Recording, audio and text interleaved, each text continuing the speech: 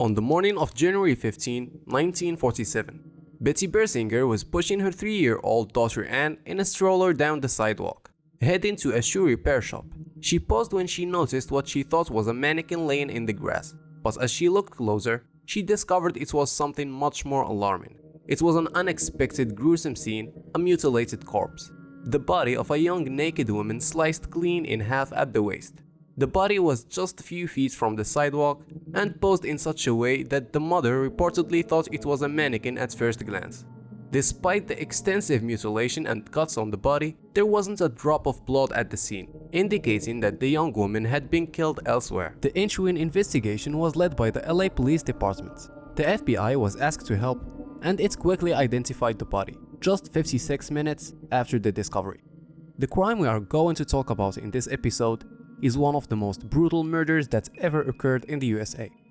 So if you are curious to know more details about this puzzling mystery, stick around. We are about to present to you the results of years of investigations.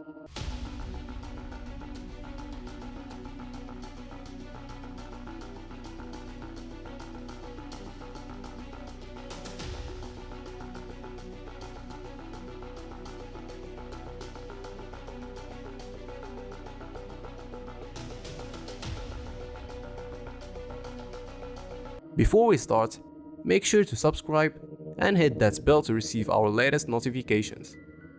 Elizabeth Short was born on July 29, 1924 in the Hyde Park section of Boston, Massachusetts, the third of 5 daughters of Cleo and Phoebe May Short. Short's father built miniature golf courses until the 1929 stock market crash, when he lost most of his savings and the family became broke. In 1930, her father's car was found abandoned on the Charlestown Bridge, and it was assumed that he had committed suicide by jumping into the Charles River. In 1942, Short's mother received a letter of apology from her pre-assumed deceased husband, which revealed that he was in fact alive and had started a new life in California. In December, at age 18, Short relocated to live with her father, whom she had not seen since she was 6 years old. But arguments between them led to her moving out in January 1943, and by September, she was living in Florida. While in Florida, Short met Major Matthew Michael Gordon, a decorated Army Air Force officer at the 2nd Air Commando Group. Short told friends that Gordon had written to propose marriage while he was recovering from injuries from a plane crash in India. She accepted his offer, but Gordon died in a second crash on August 10, 1945, less than a week before the surrender of Japan ended the war. Short spent the last 6 months of her life in Southern California, mostly in Los Angeles area. Shortly before her death, she had been working as a waitress and rented a room behind the Florentine Gardens nightclub on Hollywood Boulevard, while dreaming of catching her big break into Hollywood's acting scene. Short has been variously described and depicted as an aspiring or would-be actress. According to some sources, she did in fact have aspirations to be a film star, though she had no known acting job or credits. On the morning of January 15, 1947, Short's naked body was found severed into 2 pieces on a vacant lot on the west side of South Norton Avenue, midway between Coliseum Street and West 39th Street in Leimert Park, Los Angeles. At the time, the neighborhood was largely undeveloped. Local resident Betty Bersinger discovered the body at approximately 10 a.m.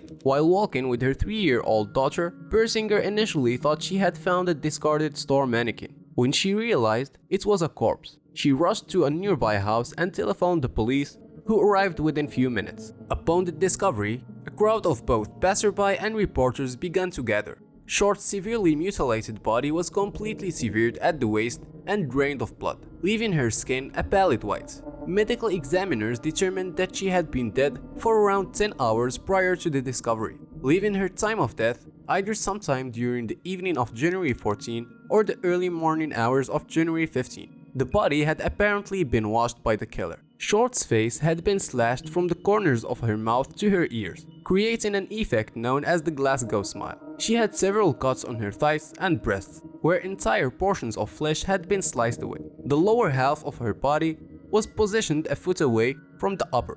The corpse had been posed with her hands over her head, her elbows bent at right angles, and her legs spread apart. After Short's body was found, the FBI quickly identified her via fingerprints, which they linked to a previous arrest for underage drinking. An autopsy of Short's body was performed on January 16, 1947 by Frederick Newbar, the Los Angeles County coroner. Newbar's autopsy report stated that she died of hemorrhage and shock from concussion and facial laceration. It's also stated that there were ligature marks on her ankles, wrists, and neck, and an irregular laceration with superficial tissue loss in her right breast. Newbar also noted superficial laceration on the right forearm, the left upper arm, and the lower left side of the chest. An in-depth, lengthy investigation by the LAPD ensued, leading to a number of false reports, including several false murder confessions. The LAPD had to rule out many suspects in the Black Dahlia investigation, including several people who turned themselves in, though some sources quote a lower number. The Los Angeles Times puts the tally of false confessions in Short's case at more than 500. The phony claims came from housewives, clergymen, soldiers, drunk ramblers, and much later, pranksters who weren't even alive when Short's life was brutally taken, ultimately leaving detectives grasping at straws. The sole witness of the murder had reported seeing a black sedan parked in the area in the early morning hours, but could provide police with little else. Ultimately, no one was ever charged with Short's murder. Still, a few names stand out. One of those names is George Hoddle, a physician who ran a venereal disease clinic in Los Angeles in the 1940s. According to The Guardian, Hoddle was on a list of 6 primary suspects in the Black Dahlia case. He gained more recent notoriety when his son, Stephen Hoddle, accused him of killing Short in the 2003 best-selling book Black Dahlia Avenger: The True Story. In late January, an envelope labeled with cutout words and the phrase "Heaven is here" arrived at the examiner's office. Inside was a collection of Short's personal documents, including her birth certificate, social security card, and an address book featuring the name Mark Hansen on the cover. Meanwhile, authorities found themselves sifting through copycat letters from the alleged killer, listening to bogus confessions, and following up on other crimes that were potentially related, including the Red Lipstick murder on February 1947, but inevitably found themselves back at square one. The combination of faulty witnesses and the lack of hard evidence surrounding the case greatly hindered its progress, and despite numerous allegations and leads over the years, the Black Dahlia's killer was never found. Today, the Black Dahlia murder remains one of the oldest cold cases files in LA, as well as the city's most famous. This sums it up and brings us to the end of today's story. But we would be glad if you shared your thoughts and opinions in the comment section below.